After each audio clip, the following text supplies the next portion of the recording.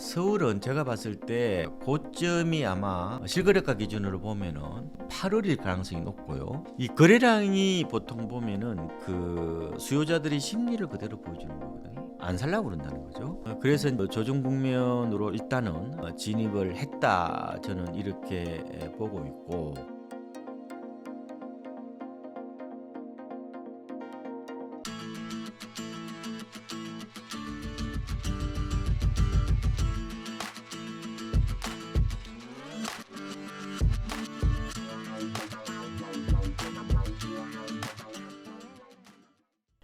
안녕하세요. 인터뷰 진행을 맡은 카프카입니다. 오늘은 박원갑 KB국민은행 수석 전문위원님 모시고 부동산 시장에 대한 이야기 나눠보도록 하겠습니다.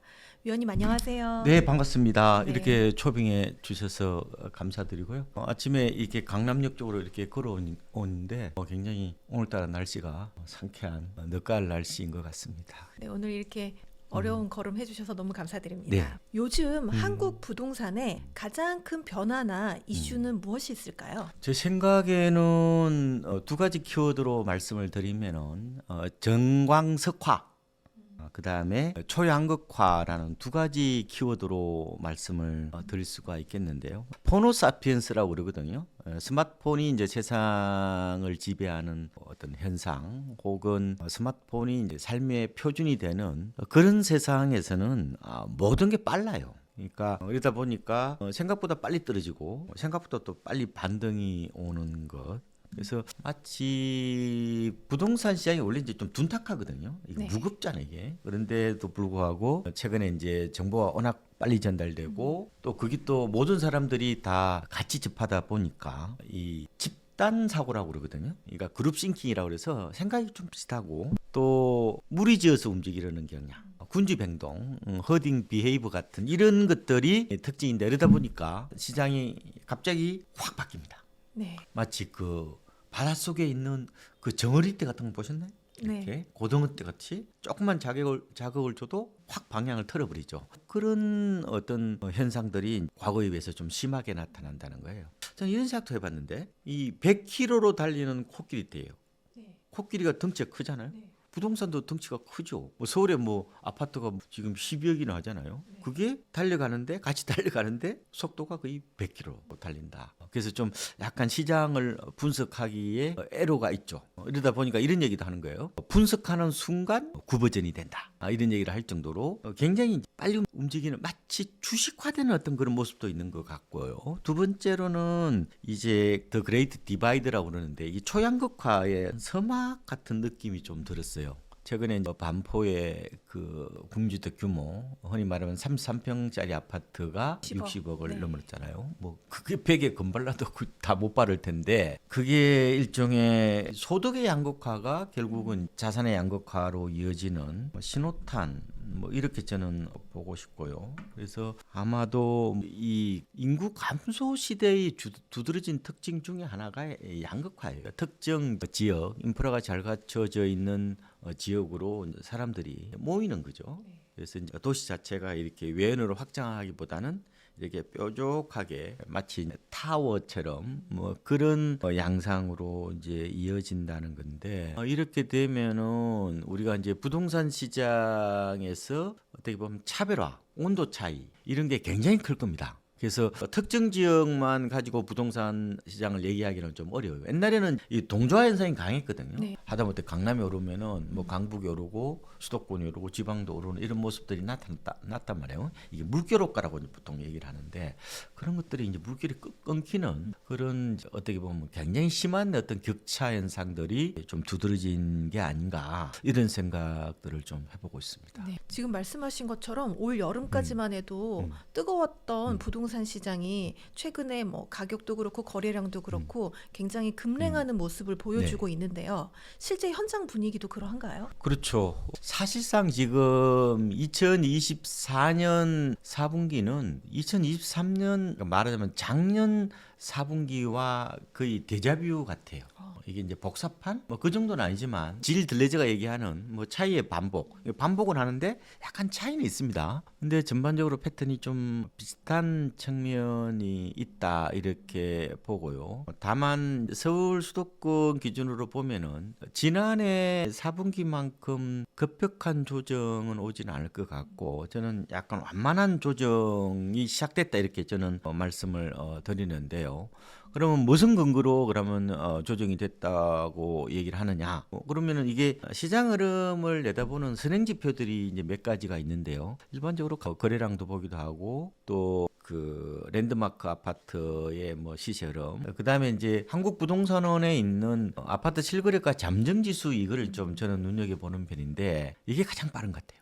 근데 이제 9월 실거래가 잠정 지수가 나왔거든요. 이게 언제 나왔냐면은 10월 15일 오후 5시에 나왔죠. 이미 보름 가까이 지났는데 이게 그 서울이 그 전달 대비해서 마이너스 0.47%예요. 그다음에 인천이 마이너스 0.08, 그다음에 경기도도 0.04 정도예요.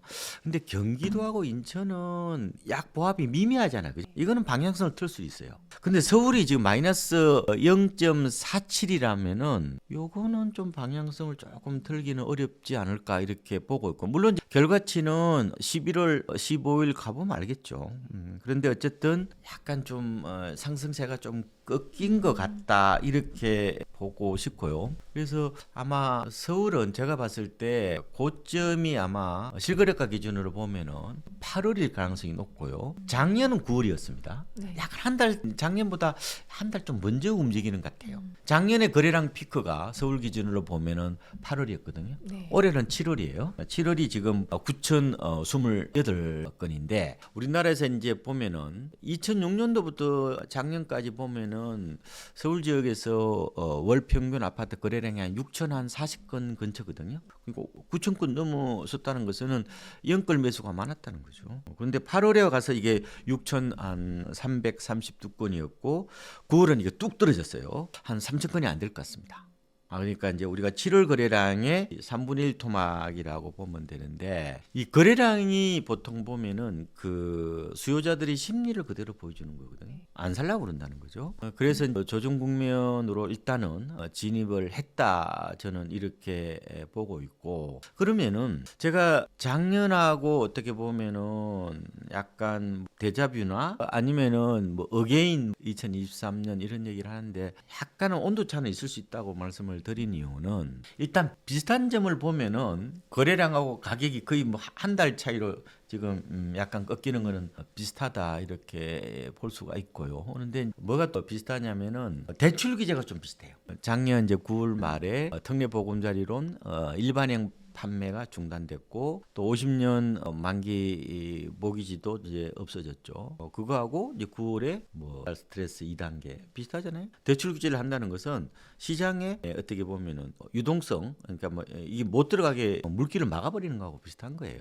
뭐로 생각해봐요. 논에 있잖아요. 물이 많이 들어가야 뭐가 잘 클 거잖아요. 부동산도 돈이 많이 들어가야 그 아파트 값도 오른다 이렇게 볼 수 있는데 그거는 비슷해요. 그런데 이제 차이점은 작년에는 보면은 10월에 채권 시장이 굉장히 불안했어요. 미국 국채 10년물이 연 한 5%까지 갔었어요. 지금은 그 정도는 안 됩니다. 뭐 4.2, 4.3 이 왔다 갔다 하거든요. 그리고 지금은 또 금리가 인하 국민이잖아요. 그러면 금리를 인하한다는 것은 또 논으로 따지면은 물이 더 들어가게끔 이렇게 물꼬를 다시 여는 거잖아요. 그런 측면으로 보면은 아무래도 작년보다는 그렇게까지는 시장이 이렇게 급냉하는 수준은 아니다 볼 수 있는데, 소비자들이 바라보는 그 전망 지수가 있습니다. 한국은행에서 주택 가격 뭐 전망 CSI라고 있는데요. 이걸 보면은 지난 10월에 이게 116입니다. 이 기준치가 100이거든요. 1년 뒤에 집값이 오르냐 내리냐 100이 넘으면 오른다는 거예요. 116이면 제법 높죠. 작년 10월에는 이게 108이었습니다. 그리고 연말에 가니까 이게 100 이하로 뚝 떨어졌다 이렇게 보시면 되고, 또 하나 변수를 본다면은 공급 절벽에 대한 불안이 작년보다 올해가 좀 센 것 같아요. 그래서 이제 요약을 드리면은 작년과 굉장히 유사하게 닮아간다. 조정 국면이 시작됐다. 그래서 가격이 단기간에 이제 등을 하다가 그래도 많이 터지다가 이제 거래가 안 되는 소강 국면으로 접어들었는데 분명히 이 가격은 좀 빠질 것 같다. 그런데 작년만큼은 안 빠질 것 같다. 작년에 서울 아파트가 1월부터 9월까지 13% 올랐거든요. 올해는 지금 1월부터 8월까지 8% 올랐습니다. 근데 작년은 그래서 10월부터 한 3개월 동안 연말까지 한 3%가 빠졌거든요. 13% 올랐다가 한 3% 빠지면서 전체적으로 작년에 한 10% 정도 올랐는데 올해는 지금 제가 8월까지 8% 올랐다고 그러잖아요. 네. 아마 요 선에서 약간 머무를 가능성이 좀 있을 것 같아요. 약간 플러스 마이너스 1, 2 정도 저는 보고 있습니다. 어쨌든 간에 작년에 비해서 조정폭이 좀 약하게 보는 것은 일단은 소비자들이 어떤 주택가격 전망에서 일단은 작년보다 좀 높다. 그다음에 금리 인하 국민이다. 그다음에 공급 불안이라는 측면들을 좀 감안해 봐야 된다. 이렇게 요약을 해볼 수가 있겠습니다. 네. 말씀하신 것처럼 올해 7월, 8월 그 뜨거웠던 시장이 이렇게 갑자기 돌아선 원인은 어디에 있다고 보시나요? 또 가장 큰 것은 일단은 대출 규제라고 봐야 될 것 같아요. 서울 수도권 주택 시장을 보면요, 이 금리 인하보다는 대출 규제에 더 민감합니다. 왜냐? 집값이 비싸니까요. 그래서 지방은 오히려 대출 규제보다 금리 인하에 더 민감하다. 실제로 보면은 지방은 아까 9월 실거래가 잠정 지수 말씀을 드렸잖아요. 근데 지방은 플러스가 나왔어요. 그래서 지방하고 지금 수도권하고 오히려 지금 약간 반대로 가는 그런 양상이 나타나고 있는데 제가 봤을 때 이렇게 비유를 할 수 있어요. 그러니까 한쪽은 대출 규제, 한쪽은 이제 금리나 어떻게 보면 엇박자죠. 약간 시속 게임이라고도 볼 수가 있는데 수영장으로 한번 비교를 해봐요. 수영장으로 비유를 한번 해볼게요. 그러면은 금리 인하를 한다는 것은 수영장에 많은 사람들이 가서 수영하도록 어떻게 보면 집을 사도록 그죠? 수요자들이 가득한 걸 말하는 거잖아요. 그러니까 물이 무릎까지밖에 없었어요. 근데 이게 물을 더 집어넣으면은 가슴까지 오면은 성인들도 할 거 아니에요. 물이 무릎까지밖에 안 오면은 뭐 아이들밖에 없죠. 그만큼 이제 시장이 활성화된다고 비유를 할 수 있는데 대출 규제는 뭐냐? 거기서 얼음물을 집어넣어버리는 거예요. 그러면 얼음물을 집어넣으면은 거기서 이제 수영하고 있는 사람들은 그걸 잘 못 느낍니다. 급하게 매물을 내놓지 않는다는 거예요. 네, 그러니까. 네. 왜냐하면 내성이라는 게 있잖아요. 네. 뭐 개구리 그거 있잖아요. 뭐 이렇게 솥 안에 있는 개구리가 그 자기가 뜨거워지는 줄 모른다는 거 아니에요. 네. 그거하고 비슷한 건데 그런데 이제 새로 들어갈 사람들은 이 물이 차가운 줄 알죠. 네. 대부분이 신규 진입자들이 변심에 의해서 단기적으로 어떤 가격이 움직이는 거예요. 그렇게 비유를 해볼 수가 있을 것 같은데 물론 이제 소비자들도 보면은 단기 고점이라는 인식을 좀 하고 있는 것 같고요. 그리고 아까 제가 시장이 어느 순간 갑자기 확 바뀌어 버린다고 그랬죠. 그러니까 MZ 세대들이 이제 시장의 핵심 세력이라고 할 수 있는데 이 포모 증후군이 좀 강한 세대, 그러니까 SNS를 통해서 끊임없이 이제 비교를 하는 세대거든요. 네. 남의 눈치를 본다는 거죠. 그래서 이게 아니다 싶으면 갑자기 그냥 스톱 해버리는 시장이 어떻게 보면은 단기간에 어떻게 보면 이게 돌변해버리는 뭐 이런 것도 좀 맞물려 있는 겁니다 지금. 마치 주식 투자에서 밈 투자라고 있잖아요. 뭐 유행 따라가는 거 그거하고도 좀 비슷한 것 같아요. 지금 부동산 시장의 아까 특징을 제가 말씀을 드렸는데 하나의 어떤 그런 어떻게 보면 쏠림 현상이 좀 두드러져서 조금 어지럽다고 해야 되나? 그런 모습들도 강하지 않느냐. 그러니까 막 이렇게 그러니까 자기가 그냥 혼자 뛰는 게 아니라 옆 사람하고 같이 눈치를 보면서 이렇게 뛰는 거예요. 옆에 안 뛰어? 그럼 나도 안 뛰어야지. 그러니까 그런 어떤 현상들이 유난히 강한 작년도 그랬거든요. 작년도 7, 8월에 확 몰렸다가 또 이게 뚝 끊기고 어떻게 보면 이게 시장이 이 선행적으로 움직이는 게 아니라 굉장히 비선행적이고 연속적인 게 아니라 굉장히 비연속적으로 울퉁불퉁 이렇게 좀 정신을 못 차릴 정도로 한마디로 아파트가 제 생각에는 주식화돼서 그런 것 같아요. 그러니까 마치 아파트가 굉장히 표준화되고 규격화돼 있다 보니까 금융상품 사고 팔듯이 하는 어떤 그런 현상들도 약간 시장을 좀 어느 순간 이게 좀 이해하기 어려운 냉탕과 온탕이 좀 반복하는 어떤 그런 특성이 있지 않느냐 이렇게도 보고 있습니다. 그렇다면 강남이나 목동, 음. 마용성 같은 핵심 지역의 집값 흐름은 어떤 모습을 보이고 있나요? 뭐 전처럼과 뭐 같지가 않은 거죠. 다만 이제 부분적으로 조금은 차이는 생길 수는 있다 이렇게 보죠. 지금 서울에서 주택 시장의 가장 큰 흐름은 바로 30대 후반, 40대 초반 저는 젊은 엄마들의 반란이라고 얘기를 하는데요. 그러니까 주로 상급지 갈아타기 수요가 지금 폭발하고 있는 거거든요. 왜 그랬냐면은 15 대출 규제가 폐지됐잖아요. 그러니까 이제 그동안에 눌려있던 어떻게 보면 옮겨 타기 이게 이제 크게 늘었다 이렇게 보면 되는데 주로 이제 82년생 김지영 세대들하고 제가 얘기를 많이 해요. 그러니까 우리 82년생 김지영이라는 그 소설이 2016년에 나왔거든요. 그때 김지영 그분의 나이가 34살이었죠. 지금 42이에요. 그러면 그 사이 어떻게 됐겠어요?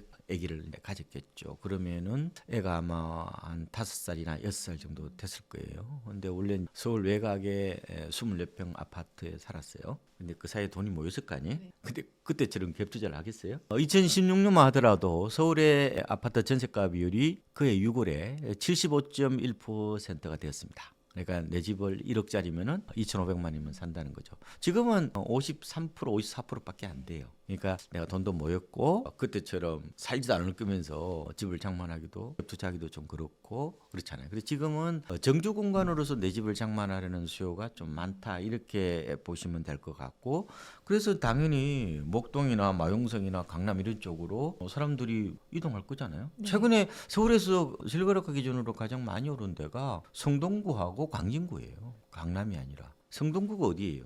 주로 금호동이나 옥수동 쪽에 신축이나 준신축들이 있잖아요. 그다음에 강남이나 뭐 도심 접근성도 좋은 거. 맞벌이하기 딱 좋잖아요. 광진구는 거기가 이제 학군이 좋잖아요. 옛날에는 목동하고 이 맞짱을 떴는데 목동이 재건축 이슈가 있는 바람에 그쪽이 약간 좀 밀렸죠. 약간 지금도 보니까 용적률이 좀 높아서 재건축은 좀 기대가 좀 떨어지고 있긴 하지만 그래도 워낙 그 상대적으로 좀 싸잖아요. 그러다 보니까 그쪽으로 이동하다 하니까 이제 가격이 올라가는 뭐 그런 구조라고 보시면 될 것 같고 근데 이제 지금 서울 집값을 보면은 약간 외곽이 먼저 조정을 받는 구조예요. 오르기도 않았고 좀 빠질 때도 먼저 빠졌는데 이게 이제 그 옛날에서 얘기한 이 계란 후라이 이론하고 저수지론이라는 게 있어요. 이게 저수지론은 뭐예요? 이게 저수지가 물 빠질 때 중심부보다 가장자리가 네. 먼저 빠지잖아요. 뭐 그거하고도 또 맞물려 있고 계란 후라이론이라고 계란을 이제 이렇게 해 먹으려고 이렇게 후라이팬에 이제 톡 까가지고 이렇게 놔두면 어떻게 돼요? 가운데 노란 자 있죠. 흰자가 먼저 있죠. 그다음에 끝에는 흰자가 있잖아요. 네. 이제 뜨거울 때는 있잖아요. 시장이 좋을 때는 뭐 흰자나 노른자나 다 뜨거울 거 아니에요. 식을 때는 이제 노른자가 마지막에 흰자가 먼저 네. 식는다 그러는데 직접 이걸 실험해 본 사람도 있어요. 이거 일본에서 갖고 온 이게 이론이거든요. 계란 후라이 이론이 고령화나 어떤 그런 인구 감소 시대에 뭐 도심만 살아남다. 이게 이제 대표적인 이론인데 이게 어느 정도 통합니다. 통하는데 진짜 계란 후라이를 진짜 그렇게 해보니까 그 반드시 이게 후라이가 이게 후라이팬이 작아가지고 잘 안 맞는다 이런 얘기 있는데 상상을 하시죠. 상상으로 상상을 하는데 아마 어느 정도 그게 맞는 것 같고 그러니까 핵심 수요층들이 좀 이렇게 그래도 왕성하게 뭐 접근하는 곳들이 상대적으로 좀 조정이 좀 늦게 오는 것은 맞는 것 같아요. 그렇게도 볼 수가 있는 것 같습니다. 그리고 올해 보면은 전월세도 꾸준히 네. 상승하고 있는데요. 이 전월세 상승세는 언제까지 지속될 거라고 보시나요? 지금 매매하고 전세하고 서로 한 몸이라고 보시면 될 것 같은데요. 근데 일반적으로 이제 그 전세하고 매매는 전체 시장으로 볼 거냐 아니면은 매매와 전세 간의 역학 관계로 볼 거냐 좀 달라요. 전체 시장은 결국은 제가 강한 동조화 현상이거든요. 지금 보면은 주요 지역의 서울 아파트 보면은 신고점을 돌파했잖아요. 전세도 실거래가 보면 신고점 돌파했습니다. 비슷하게 움직이죠. 근데 이렇게도 볼 수 있잖아요. 집을 안 사고 전세로 눌렀는다. 그러면은 약간 두 시장 간에 이렇게 시속 게임이잖아요. 지금 아마 4분기 이후에 제가 조정 국면으로 접어든다고 말씀을 드리고 그러면은 집을 안 사고 약간 전세로 눌러앉으려는 어떤 경향들이 있을 것 같고 또 금리를 지금 계속해서 낮출 가능성이 있거든요. 네. 그러면은 우리나라에서 보면은 전세는 변동금리죠.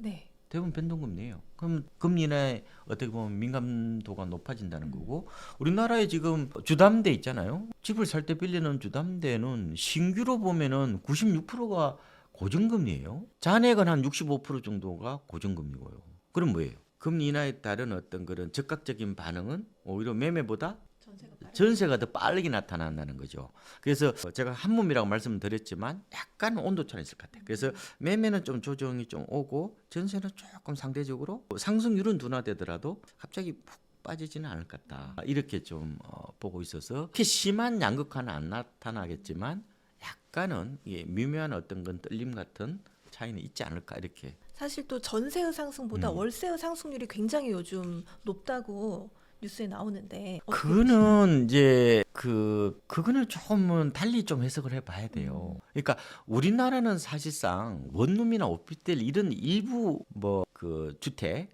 혹은 준주택 아니면 뭐 깔세 아니면 연세 이런 월세나 완전 월세에 가까운 임대차를 제외하고는 거의 전세하고 연동이 돼 있다고 보면 돼요. 어떻게 보면 우리나라는 월세는 완전 월세는 거의 없어요. 반전세죠. 변행된 전세란 말이에요. 그러다 보니까 우리나라에 뭐가 있냐면은 전월세 전환율이라는 게 있단 말이에요. 그러니까 우리나라는 먼저 아파트 딱 가봐요. 그러면은 먼저 전세로 먼저 계산하고 나서 전세 보증금을 일단은 얼마다 할 거 아니에요? 그러고 나서 이거를 월세로 전환하는 구조잖아요. 그러면은 우리나라의 월세 지수라고 보통 발표를 하는데 이거는요 준전세도 월세에 들어갑니다. 그럼 만약에 보증금 10억에 월세 30만 원도 이것도 월세란 말이에요. 네. 이거 사실상 이 전세지 뭐 이거. 그만큼 이게 월세 지수 범위가 사실상 전세 상당 부분까지 커버하는 구조란 말이에요. 네. 그래서 대부분의 우리나라는 월세와 전세가 서로 분리돼 있지 않고 전세가 가면은 월세가 뒤쫓아가는 구조라고 네네. 보면 돼요. 그러니까 이렇게도 볼 수 있잖아요. 그러니까 지금 이제 금리가 낮아지면은 이 전월세 전환율이 낮아진단 말이에요. 네. 그렇죠? 전월세 전환율은 대부분 금리하고 맞물려 있으니까 집주인이 뭐 내가 보증금을 받아가지고 은행에 넣어놓을래 아니면 차라리 세입자한 땅 월세를 받을래 그거는 이제 은행 예금하고 이렇게 비교하면서 판단할 거잖아요. 당연히 예금 금리가 낮아지면은 전월세 전환율은 낮아져요. 근데 만약에 전세가 보수가 이게 올라버리면 어떻게 돼요? 전환율도 올라가겠네요. 전월세 전환은 낮아지겠지만 월세 부담액은 당연히 줄지가 않는 거죠. 그래서 우리나라는 그 외국의 월세하고는 좀 다른 구조라고 보시면 되고 대체적으로 월세가 금리의 상당 부분이 좀 연동돼 있긴 하지만 그죠? 가장 더 무서운 거는 결국은 전세다. 전세에 따라서 굉장히 종속적인 어떤 그런 임대차 구조라고 보시면 될 것 같고 그게 전세가 올랐기 때문에 월세도 좀 따라 올랐다. 다만 최근에 이제 금리가 좀 기준금리가 낮아지긴 했지만 그래도 지금 기준금리가 3.25잖아요. 그래서 여전히 금리가 높기 때문에 아마 월세도 좀 높은 수준이다. 이렇게 보시면 될 것 같습니다. 내년에 네. 금리가 뭐 인하될 거라고 많은 분들이 기대를 하고 계시는데 네. 또 반면에 스트레스 3단계 시행처럼 또 대출 규제도 더 심화될 거라고 예상되기 때문에 내년 부동산 시장을 참 예측하기가 어려운데요. 이 두 가지가 부동산 시장에 어떤 영향을 줄까요? 그렇죠. 두 가지 서로 상반된 신호라고 볼 수가 있잖아요. 대체적으로는 아마 강보합 정도로 보고 있는 것 같아요. 입주 물량이 일단은 서울은 좀 뭐 여유가 있는데 전국적으로 보면은 입주가 좀 많이 줄어요. 그런 공급 불안에 대한 우려도 있고 그리고 지금 기준금리를 대체적으로 한 2번, 좀 많으면 3번까지 좀 낮출 거다 이런 기대들이 있습니다. 지금 이제 기준금리가 3.25잖아요. 지금 기준금리가 3.25잖아요. 근데 이게 아마 2.75 혹은 한 2.5 정도까지 이제 낮아질 거로 보죠. 그러면은 대출 규제를 조금은 뭐 뛰어넘는 유동성 공급이 될 수 있지 않겠느냐. 아마 이렇게 예상을 하는 쪽도 있고 그런데 저는 큰 뭐 상승 탄력은 강하지는 않을 것 같아요. 왜냐면은 이미 많이 회복을 했기 때문에 작년에 제가 서울이 10% 올랐다고 말씀을 드렸고 올해 8월까지 벌써 8% 벌써 18% 올랐잖아요. 그래서 고점이 2021년 10월인데 그때 대비해서 서울이 한 90% 정도 회복했어요.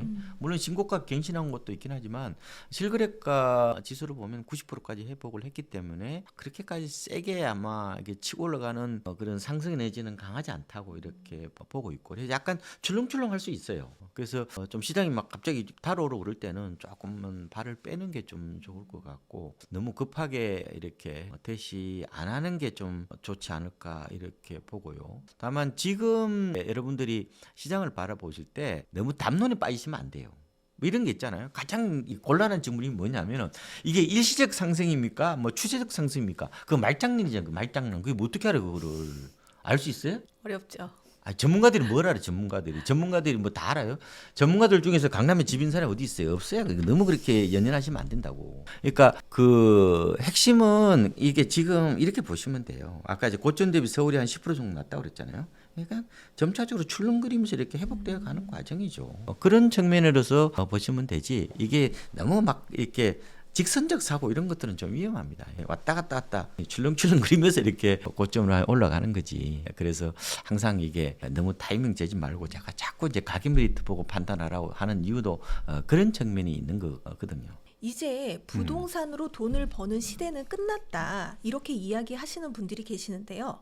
어떻게 생각하세요? 그건 뭐 세상 살아가는 방법은 여러 가지가 있잖아요. 뭐 획일화된 도식화된 어떤 그런 룰은 없는 겁니다. 그거는. 인류가 멸망하지 않는 한 뭐 부동산 투자는 뭐 유효하죠. 근데 다만 최근에 인식들이 좀 바뀌고 있는 것 같아요. 부동산 투자가 필수가 아니라 약간 선택적 재화라는 쪽으로 바뀌고 있는 것은 맞는 것 같습니다. 그런 뭐 극단적인 어떤 그런 얘기보다 좀 현실적인 대안을 찾는 게 저는 필요하지 않을까 생각이 드는데 두 가지만 제가 말씀을 드릴게요. 일단은 사람들이 먼 미래와 좀 가까운 미래를 구분하지 못하는 경향이 있는 것 같아요.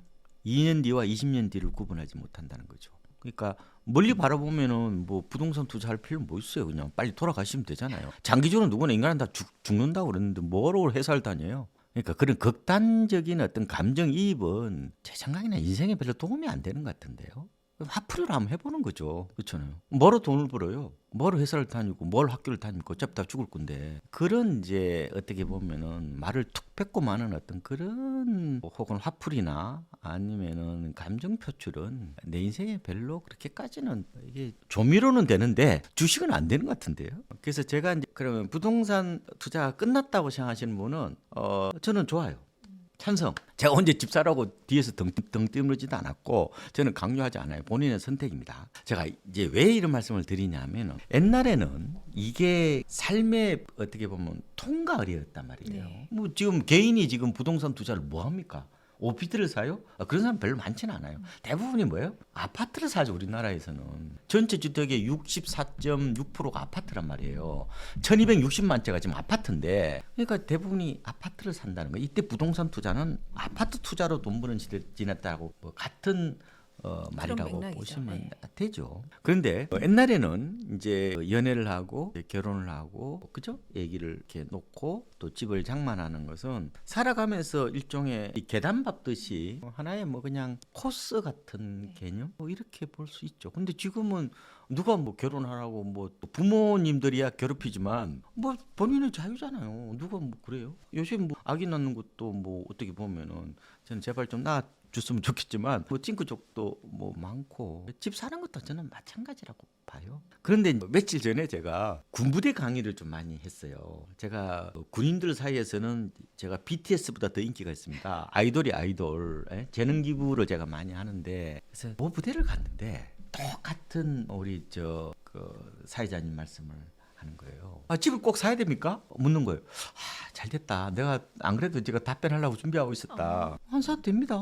아까 말씀드린 것처럼 집 사는 건 선택이에요. 그래서 수익률을 그럼 따져볼까? 21세기 자본이라는 그 토마스 피케티가 쓴 그 책이거든요. 그 책을 보면은 글로벌 주식의 연평균 수익률이 한 7에서 8% 정도 돼요. 부동산은 3% 내에서 4%밖에 안 돼요. 절반밖에 안 된단 말이에요. 그럼 당연히 그러면은 주식하는 게 낫죠. 그게 부를 이루는 어떻게 보면 더 지름길인데 주변에 보면 주식해가지고 그렇게 성공한 사람 별로 못 봤는데 왜냐 이게 여러 가지 이유가 있거든요. 일단은 제가 그분한테 그랬어요. 만약에 두 가지 이 조건을 충족한다면 당신이 집을 안 사도 된다. 사지 마라. 첫 번째, 집이 없을 때 집사람이 불안해하지 않는가예요. 집이 없으면은 남편보다 집사람이 불안해합니다. 아내가 불안해합니다. 근데 그랬더만 이분이 집사람이 불안하지 않는다.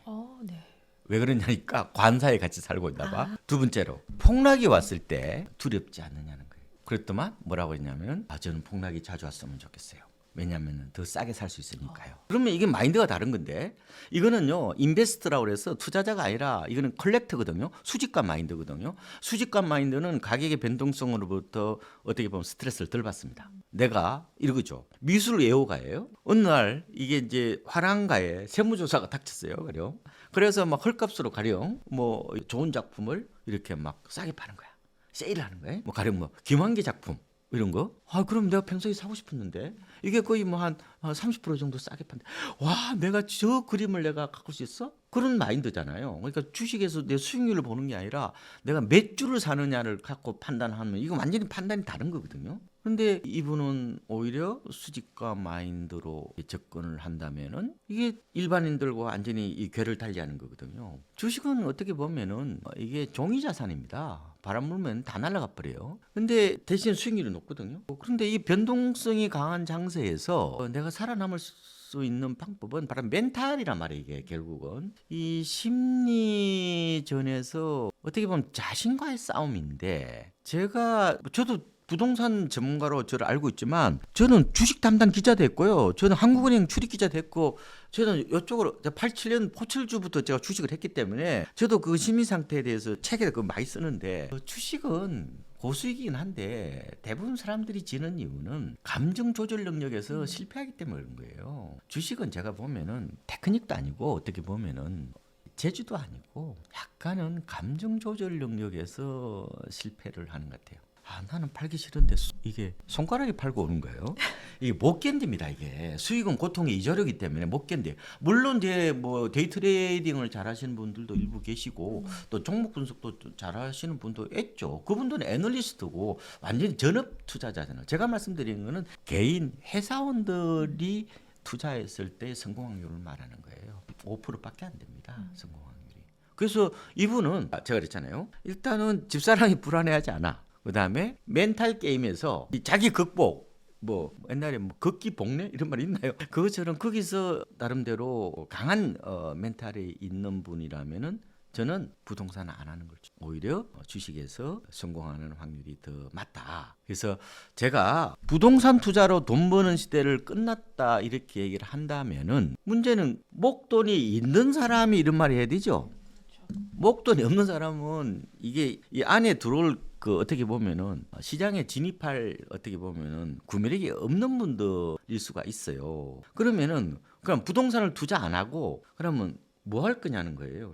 그러면 예금을 하거나 주식하거나 해야 되겠죠. 일단 목돈이 어느 정도 마련된 뒤에 그러면 그 많은 돈을 어떻게 그러면은 내가 이거를 보관을 할 거냐는 거예요. 쉽지 않은 일입니다, 이게. 가령 내가 1, 2억으로 있잖아요. 뭐 주식을 투자하셔도 관계없어요. 관계없죠. 주식 투자하는 거 1, 2억이야. 뭐 요새 뭐 인플레가 심하기 때문에 큰 돈이 아닌데 만약에 내가 10억 정도 됐다 이거야, 만약에. 서울 아파트가 12억이잖아요. 그러면 10억이 되는 돈을 주식으로 하시겠다고? 보통 사람은 못해요. 진짜 강심장이어야 되거든요. 그러면 이걸 갖다 그러면 주식이 하루에도 어떻게 보면 천당과 지옥을 왔다 갔다 하는데 이 조울증 환자 딱 되기 좋거든요. 부동산은 상대적으로 이게 어떻게 보면 가격이 그나마 그렇죠? 이게 좀 안정적이잖아요. 안정적이죠. 물론 아파트가 굉장히 변동성이 크지만 그 시시 안 보면 되는 거거든. 그나마 좀 이게 어떻게 보면은 이게 가격이 비교적 이게 덜 출렁거리기 때문에 나의 심리적 동료도 없단 말이에요. 결과적으로 부동산이 왜 바이 자산이라고 얘기하는 거냐면은 이게 태풍이 불어도 안 날아간단 말이에요. 이게 그나마 이게 이런 거 보이죠. 지금 인구도 줄어요. 애기도 안 나. 그럼 부동산 시장이 약간 레드오션으로 가는 거는 맞단 말이에요. 그죠? 그건 맞아요. 그러면은 내가 그러면 소득이 어느 정도 됐는데 돈이 좀 모아졌는데 그럼 이걸 돈을 어떻게 굴릴 거냐고. 현실적으로 막상 쉽지 않은 얘기입니다. 말은 쉬운데 막상 이게 실전으로 갔을 때의 그런 얘기들이 굉장히 허무맹랑하다는 어떤 그런 생각을 할 수가 있어요. 여러분들이 앞으로 열심히 일하셔가지고 그 소득이 이만큼 더 쌓이잖아요. 그럼 이 돈을 다 어떻게 운용하실 거냐고. 펀드 매니저처럼 그러면은 여기다가 인도 펀드에 좀 넣고 뭐 중국 펀드에 좀 넣고 채권 넣고 이렇게 분산할 수는 있는데 그러면요 머리카락 다 빠져요. 그렇게 쉬운 얘기는 아니야. 왜냐? 이게 인지 자원이 그렇게 많지가 않아요. 지금은 정보가 너무 많아가지고 인지 과부하에 걸려 있잖아요. 지금 인지 번아웃에 걸려 있는데 그렇게까지 포트폴리오를 다양화해가면서 회사 일 제쳐놓고 그렇게 전업 투자자처럼 할 수가 있다고요? 그건 생각보다 쉽지 않습니다. 근데 저는 이런 말씀을 드리고 싶어요. 뭐 부동산으로 돈 버는 얘기는 저는 안 해도 돼요. 어차피 앞으로 진짜 아까 말씀하신 것처럼 20년 뒤에는 저는 별로 재미가 없을 거라고 봐요.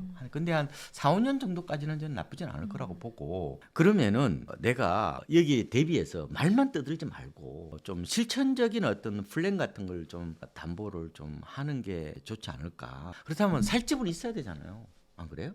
그래서 그냥 집 한 채 정도는 굳이 비싼 거 사지 말고 좀 싼 거, 좀 저렴하게 하나 좀 있어야 되잖아요. 뭐 너무 집에 사면 또 2년이나 4년마다 또 옮겨 다녀야 되잖아.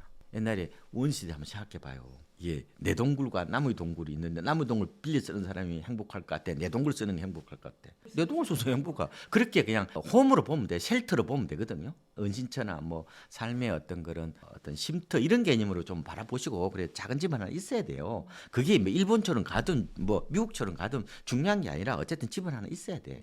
있고 나머지 자산을 좀 이런 금융 자산 쪽에 좀 더 투자하는 이런 마인드가 좀 중요한가. 저는 개인적으로 집 두 채 사시는 건 좀 반대입니다. 좀 과투자라고 보고 지금은 좀 포트폴리오를 내가 스트레스를 감당할 정도의 어떤 한도 내에서 글로벌 금융 자산으로 좀 이렇게 포트폴리오 짜는 거는 맞는데 부동산의 어떤 그런 투자 마인드는 조금은 이제 그 비중을 좀 줄일 필요가 있다고 봐요. 옛날처럼 막 갭 투자 막 서너 채 사고 나 이런 거는 개인적으로 좀 아닌 것 같아요.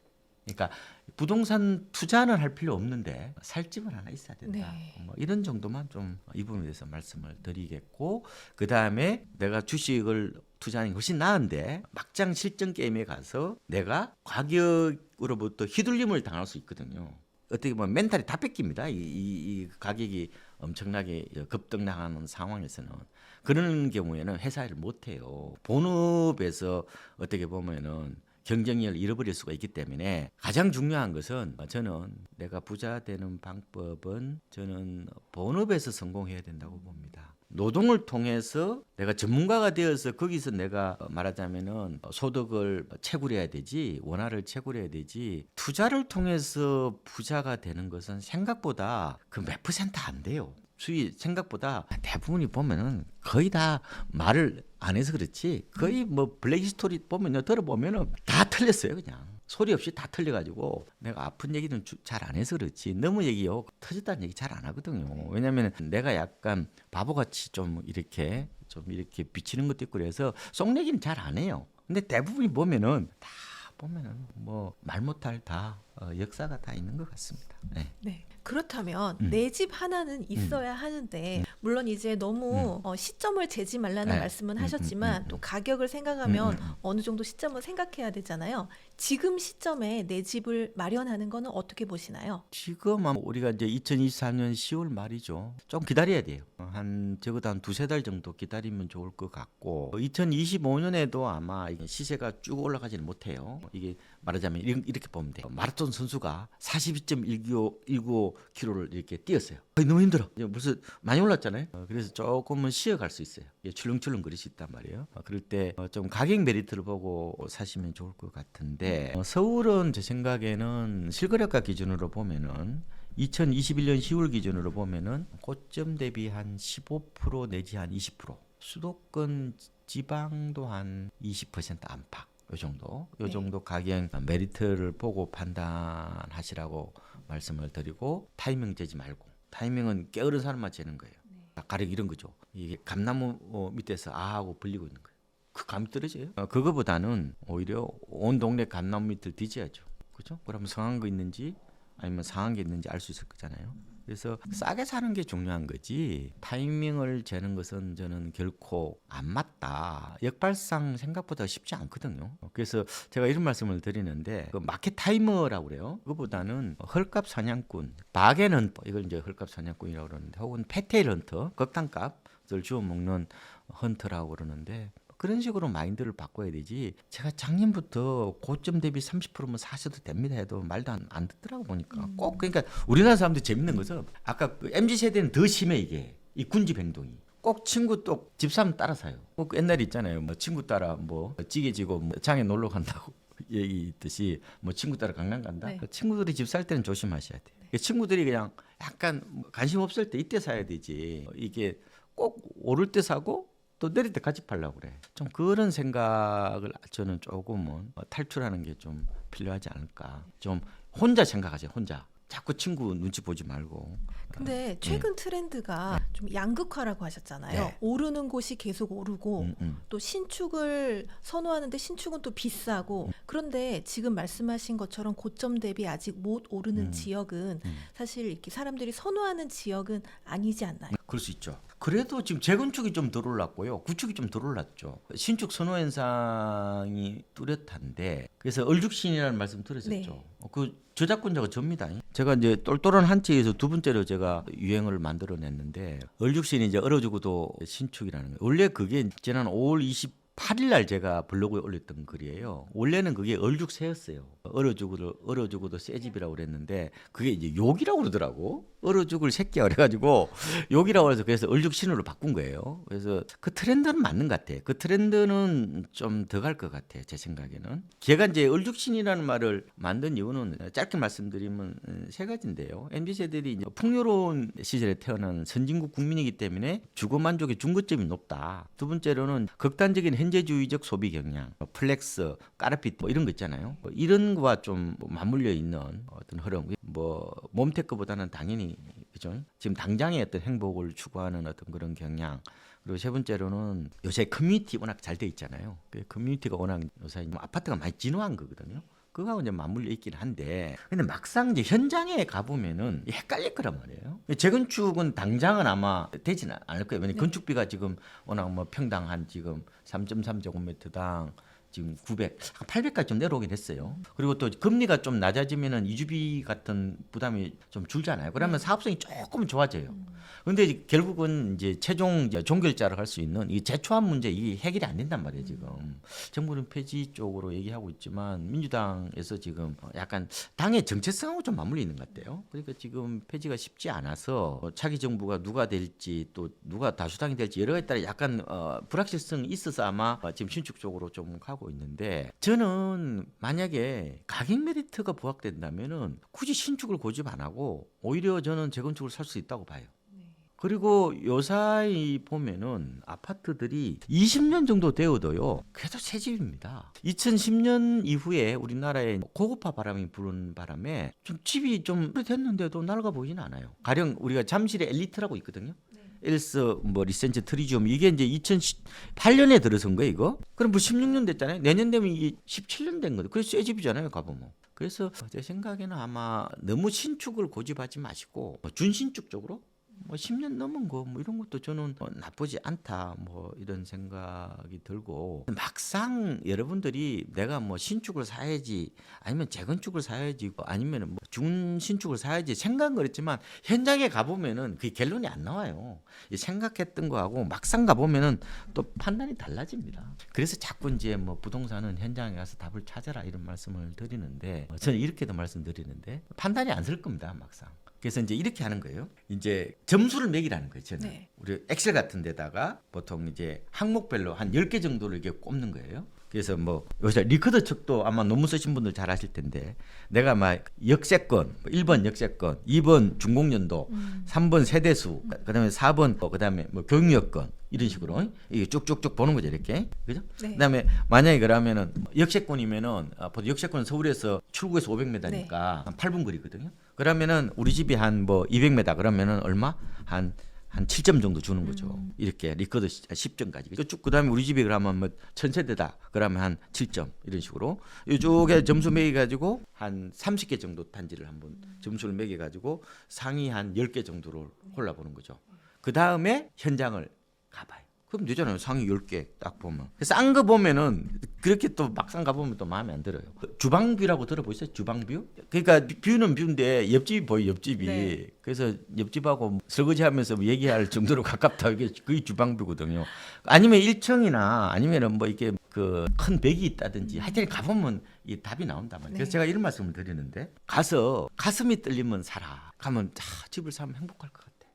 우리 아내랑 산책하기 좋을 것 같아. 퇴근하고. 그리고 애가 이게 초품하라 가지고 길을 안 건너서 학교를 갈 수 있을 것 같아. 그 공간에 대한 우리가 오감이 있거든요. 이걸 오히려 육감이라고 하는데 직관인들은 육감인데 저는 오감보다 육감을 느끼라고 말씀을 드립니다. 이 옵니다. 우리가 이 감정의 동물이고 굉장히 우리가 그런 감성에 민감하기 때문에 그래서 제가 딱 현장 가봤는데 가슴이 떨리면 살아. 뭔가 뭉클하다. 그러면 사라. 손이 떨린다. 그러면 사면 안 된다 그러는데 대출이 너무 많다는 거예요. 또 뭐라 그랬더라? 온몸이 떨린다. 뭐 그렇게 얘기했는데 그거는 오한입니다. 그거는 배운 가봐야 되고. 그래서 저는 오히려 여러분들이 참 논리적으로 이렇게 막상 이렇게 하지만 잘 안 맞아요. 막상 현장에 딱 가보면 그래서 현장에 가서 이 온몸으로 이게 체감해 보라는 거예요. 니체도 그러잖아요. 몸은 크다란 이성이다. 몸을 한번 느껴보십시오. 자꾸 책상에 앉아가지고 이렇게 재지 말고. 진짜 답은 저는 그 가서 바람도 한번 이렇게 바람길도 한번 숲속에 있잖아요. 새소리도 한번 들어보고 단풍도 보고 가로등도 한번 보고 그 앞에 그 뭐 우리 집 앞에 있는 뭐 아이스크림 가게나 편의점도 보고 그리고 다 보면은 여기다 싶단 말이에요. 그거는 누구나 인간이라면 누구나 다 갖고 있는 어떻게 보면은 저는 그 체득 능력이라고 보거든요. 내 몸을 믿어야 되는 거지. 저는 머리를 믿는 거는 별로 저는. 그러니까 머릿속에서 이렇게 해봐야 진짜 가서 현장에 가서 저는 온몸을 한번 느껴보십시오. 온몸을 느끼면 좀 다를 수 있어요. 그렇다면 서울에서 앞으로 조금 현재보다 훨씬 상방이 열려 있는 유망한 지역 몇 군데만 좀 꼽아주시면. 우리는 특정 지역 거론 안 해요. 세입자 입장에서 생각해봐요. 그러면은 매매 가격이 오르면 전세 가격도 올라가잖아요. 이거 올라가잖아요. 그럼 매국노 되는 거 아니에요? 근데 다만 저의 생각이 아니라 서울 밖에 있는 사람들이 그러면은 서울에 집을 갖고 있는 비중을 보면 알 수 있을 거 아니에요. 그러니까 자본은 두 가지가 있어요. 하나는 동네 자본이 있고 하나는 외지 자본이 있어요. 요거는 동네 자본은 실수예요. 외지 자본은 투자 수요죠. 그래서 대체적으로 아마 투자자 비중이 높은 데가 외지인들이 보는 게 훨씬 더 시장을 잘 보는 거 아니에요? 더 객관적으로 바라볼 수는 있을까요? 그런 측면에서 제가 2022년 통계청의 서울 주택 소유 통계 중에서 외지인 비율을 제가 말씀을 드릴게요. 네. 재밌는 것은 서울에서 2022년 말 현재 외지인 비율이 가장 높은 게 역시 용산구. 22.3%. 굉장히 높아요. 서울 평균이 한 16% 정도 됩니다. 그런데 용산 다음으로는 강남구가 19.2%, 서초구와 송파구가 17.5%. 그 다음에 좀 높은 데가 강서구가 18.8%. 아마 제 생각에 강서구는 아마 경기도나 인천에 사는 분들이 좀 많이 갖고 있는 것 같아요. 마포구가 18.6, 중구가 17.8, 영등포구가 17.1% 정도 되고요. 그 다음에 구로구가 16.7, 성동구가 16.2, 그 정도 보고 좀 낮은 데도 있어요. 뭐 중랑구가 12.5, 도봉구가 12.7, 성북구가 13.1, 강북구가 13.0. 요새 조금 인기가 좀 떨어지는 지역이라고 보시면 될 것 같습니다. 요 정도로 보면은 성장성이 보니까 용산구를 1등으로 뽑고 있다 이렇게 네. 보시면 나머지는 다 강남권이네요. 그다음에 좀 두드러지는 게 마포 쪽에 좀 보시는 것 같고, 근데 생각보다 성동구는 그렇게 높진 않아요, 그죠? 성동구가 이제 뜨고 있는데 16.7 정도니까 반드시 뭐 맞지는 않는데 대체적으로 조금 경향성 정도는 볼 수 있다. 제가 말씀드렸어요. 네. 어디가 가장 유망한가? 저는 온몸으로 체득해서 판단하시라고 말씀드렸고 막상 집을 살 때 가보세요. 쉬운 게 아니에요. 요새는 다 맞벌이 하시죠? 그렇죠. 우리가 2016년 이후에 갑자기 맞벌이가 늘었어요. 그럼 애기 안 놀 거예요? 그럼 애기 있는 분들은 그러면은 재테크를 위해서 그러면 애를 망칠 거예요? 누가 봐줄 건데? 가장 중요한 게 뭐예요, 그러면? 가장 유망한 데가 저는 처세권이라고 봅니다. 아무래도 엄마 입장에서는 시어머니가 봐주시는 것도 좋지만 친정엄마 마음이 편하죠. 뭐 그건 뭐 제가 어떤 차별한다는 뜻이 아니라 뭐 아니면은 뭐 시세권일 수도 있겠네. 시댁에 가까운데 싫어하시는 것 같은데. 그러니까 처세권이라는 말도 그게 거짓말이 아니거든요. 그러니까 재테크가 중요한 게 아니라 나의 본업에서 소득이 창출되고 그걸 통해서 부자가 되는 거지. 재테크를 통해서 부자 되는 사람도 물론 있는데 지금 집값이 이만큼 올라왔는데 지금 와서 어디 가서 돈 벌어가지고 어느 정도까지 떼부자가 될 거예요. 그거보다 내 그 서로 배우자끼리 잘 지내고 싸우지 않고 잘 크고 그러면은 삶이 행복한 거 아니에요? 제가 보니까 부부 싸움에 한 99%가 애 때문에 싸우는 거예요. 집 때문에 안 싸웁니다. 물론 대출이 좀 많으니까 저도 집사람이 신경이 좀 날카롭긴 하던데 그거는 그렇게 가지 않아요. 가장 중요한 게 자녀 문제예요. 자녀 문제. 그러면 이렇게 될 수가 있죠. 그러면은 그 나의 가장 큰 행복이 나 2세잖아요. 어떻게 보면. 근데 2세가 잘 되고 얘가 사회적으로 성공하고 독립할 수 있는 게 훨씬 더 중요한 거지. 나의 재테크가 중요해요? 재테크는 인생에서 그렇게 앞순위는 아니에요. 제 생각에는 뭐 돈이 중요하긴 한데 그거보다 중요한 게 이혼하지 않고 애기 잘 되고 그렇잖아요. 그다음 직장에서 내가 어느 정도 자리 잡고 하는 게 그 다음에 한 4순위 정도 되나? 그러니까 제가 이제 부동산 전문가이기 때문에 그런 얘기 뭐 부동산 얘기하지만 저는 그렇게까지 뭐 주변에 뭐 좋은 대학 나오고 그리고 또 이런 데 직장에서 이렇게 뭐 임원 되시는 분들은 대부분이 재테크에 전명이더만요. 그러니까 재테크에 눈이 밝은 사람, 이게 이제에 밝은 사람들은 보통 진급을 잘 못하던데요. 위에서 다 보입니다. 그거 안 보일 것 같아요? 다 보입니다. 뭐 대화 두 마디면 뭐 다 알아요.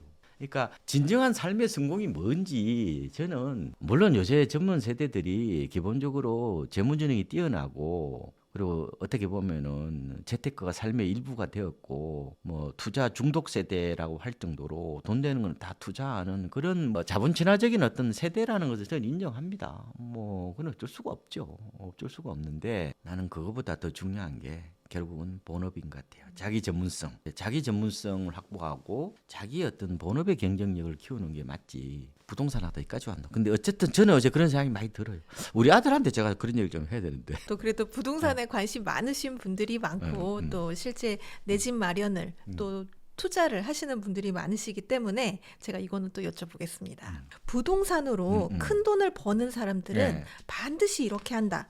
부동산 투자의 승패를 가르는 핵심 요소가 있다면 뭐가 있을까요? 글쎄요. 사실 우리나라에서는 그 일반적으로 부동산 투자의 최근에 패러다임은 이제 아파트하고 빌딩이죠. 한 10년 전만 하더라도 이제 땅 사서 떼돈 번 사람들이 좀 있었는데 요새는 그 트렌드는 아닌 것 같아요. 도심 부동산에 투자하는 흐름으로 좀 바뀌었는데 근데 부동산 부자들은 원래부터 부자였어요. 그러니까 부동산을 투자해서 부자가 된 게 아니라 원래부터 부자였기 때문에 빌딩을 사고 강남 아파트를 샀다고요. 무슨 말 아시겠죠? 네. 그럼 그분들이 그러면 소득이 어디서 나왔어요?